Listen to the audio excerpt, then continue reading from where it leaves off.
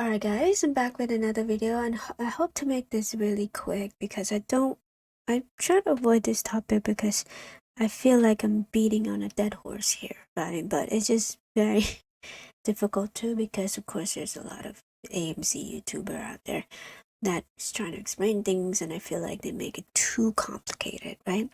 Now this is my live stream that I was kind of watch a couple minutes here and skip here and there because like I feel like it's the same, along the line of the same belief that I have, which is that Adam Aarons is not there for the retailers, and of course he switched from, we need to protect Adam Aaron, and then now, of course, like within this couple months, with the reverse stock split and the uh upcoming upcoming proxy vote to convert APE into AMC again, it just you know give rise to him even more vocal about how it's not going to help retail at all, but it's going to help Adam Aaron and the shorts, right? And I believe that as well.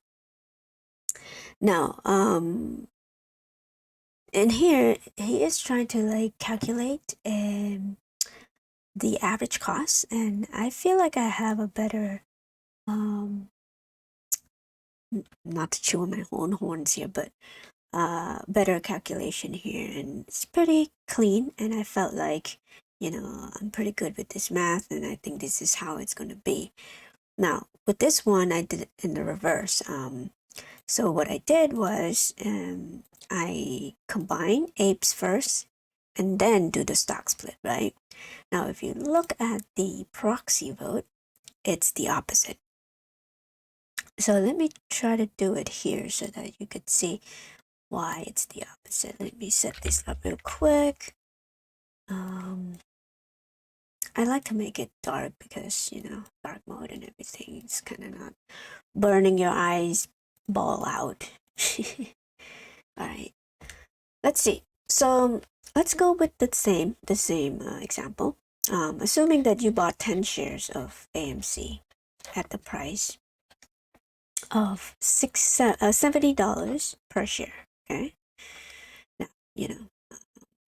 I will come up with the formula later so that you could do this very quickly. You don't have to go through all this step, but I just want to show you. All right, so with that, you are spending $700 on those shares, on those 10 shares. Assuming you're not adding anything after that, you just hold that 10 shares of AMC at that price, okay? Now, in the proxy vote, what do they want you to do? They want you to combine APE first. So that means right off the bat, you have to, you should have a 10 AMC plus 10 APEs, right? Because they introduce APE and that's how they going to deal with that. So now you have 10 APE and 10 AMC before the reverse, right? Stock split. Now, with that, you still spend the same amount of money, right? Because this is supposedly a dividend being given out to you, but that dividend derives the value from AMC, okay? Now, with the proxy vote, they want you to do the reverse stock split first, okay? 10-1 first. So that means with the yes vote, you will get 1 AMC plus 1 APE. Okay. Now, with that, you're still with the same cost base right there, right? And then after that, they want you to combine the two. So now instead of having 1 APE and 1 AMC, now you have 2 AMC. Okay. So with that 2 AMC, again, it still costs you the same amount. Okay. Now if you want to do the share, like how high does AMC has to go to for you to break even, that would be the math right there. So divide that by 2, will give you the same exact price that I was originally in my video right here. Okay, so if you fast forward, you see the same exact number there, and I feel good, pretty good about that, because it is a clean and easy way to figure out what this is average cost. Oops, average cost or cost base. Okay, for your share, meaning that break-even point. Break-even point. So if you buy AMC at $70, 10 shares of it, then your cost base would have to be yeah, $350 for you to break even. Okay, now let's go with hold on, I'll just write it right here. So here's the formula that is going to be quick and easy for you to figure out what is your breaking even point is, which is cost base after the split, after the conversion, right? So you have, if you could find out your average cost before the split, okay, that's gonna be in your broker app. You know, you kind of you bought, let's say you bought 10 shares at $70 you bought, and then later on you were able to add 10 more shares in, you know, at different prices, and so those different prices is going to cut down into this. So instead of $70 per share, you get $50 per share, whatever, right? So whatever that is, just plug it in here, and then you time that by 10, and then you divide it by 2. Simple, right? All right, so let's say you found out that your average cost is $32.52, right? You times that by 10 and then divide it by 2. What do you get? So let's do that math right here. So I did that already. Wait, actually, I am doing it the wrong way. So let's do it here real quick. Times 10 divided by 2. All right, I guess I did it right. So the average share should be at this price right here before you could break even. Okay, so yeah, that's very high. This is why it's so bad. It's so bad for this to happen to AMC, and I don't understand why the CEO keeps saying that it's good for shareholder and all that stuff. It's a lie. It's not going to. Now, as far as the fake share that people keep bringing up, right? Fake shares. Okay, let's say you have 4 billion APE shares or whatever. 4 billion APE shares. Okay, that hasn't bought back, sold, not yet purchased. The same way with AMC. Let's say AMC have 10 billion because again they were trapped before, right? With APE, perhaps they were able to, you know, buy it back and then sell it, resell it, because again, people were enthusiastic about it and they're able to hide it in dark pool or whatever, blah, blah, blah, blah, blah, right?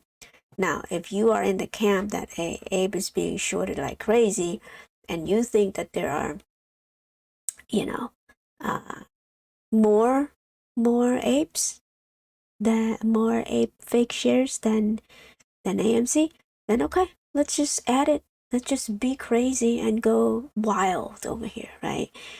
Let's say you have all of these shares being fake, right? Fake share. Okay, sure. Let's say that it's true. There's fake share.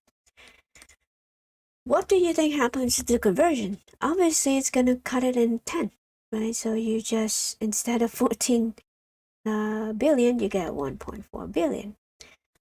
Okay, because it converts the same way. Billions, and then instead of 10, you got 1 billion, right? Now you're gonna combine the two, I get it, but still, with that, you get 2.4. I'm just making up number here, right? Because again, you don't know what the fake shares are. Sorry, that's billion, by the way. We're not gonna fix it, but you get my point. So, so they reverse the same way. The shorts, the fake or whatever, they reverse stock split first, then the conversion, or APE conversion. This is why you get the end product would be 2.4 billion shares has now been by whatever, or whatever this imaginary number is, right? Now, let's just say that this is true, that you, after the conversion, after the split, they would still have to buy this amount. So what do you think is going to happen? If they could blow this up at this point to tens of billions of shares being created out of thin air, why wouldn't you think that they'll do it again here? Because right now, they're only liable for 2 billion shares. Here's the reason why they are so egregious in those fake shares. More dilution coming. Okay, and I've pointed this out already. So with that yes vote, what are they gonna able to do? They're gonna able to raise the float to 600 million shares, right? And then now with that 600 million share total, they will get this amount that they are asking for the float right now, as well as 50 million shares of preferred stock. 50 million shares of preferred stock. Preferred stock is equals to 100 shares of common stock, right? Now, I might be wrong. Maybe there is a new rule here, but that's what it was before. Preferred APE unit is 100 APE. Okay, how did I know that? Well, look at the conversion right here. One share of Series A preferred stock. Okay, so that means one preferred stock is equals to 100 of whatever the stock is. Yeah. So that 50 million, that is 5 billion shares. Okay, 5 billion shares. Where do you think that they got the shares from? It's there. It's from the insider. It's from everybody who wants to lend this share out because, hey, it's a massive profit for them. And people who are still believing that there's a squeeze, they always buy call option, all of those gamma ramp and all that BS that people are trying to say that, oh, it's gonna, make it go up, gamma this, gamma that. No. How can you get a gamma RAM if you know that they could manipulate the price? Because in order to get gamma RAM, you have to get the price up. If they could remove all of the volume that comes into the stock, they could remove that gamma RAM from happening. They could cover at the loss, actually, meaning that they could just, have the put side be in the win in order to prevent that gamma RAM. That's just my opinion here, right? I have no evidence to back that up, but again, why would they want the gamma RAM to happen and have people keep coming back to it, And so that's why you're never going to see the run that GME had before in any stock at all, because I'm sure they figure out a way to not cover in that sense, right? But anyway, I'm going on and on over here. I'm gonna end with this though. I showed this chart before, obviously. Look at this. Look at the leadership. It's embarrassing. Less than 1%. Adam Aaron has a star, less than 1%. Everybody in the leadership position is not owning enough at all. And again, Adam Aaron touting, oh, I own 3 million shares. Da, da, da, da. No, those 3 million shares will be given to them, to him.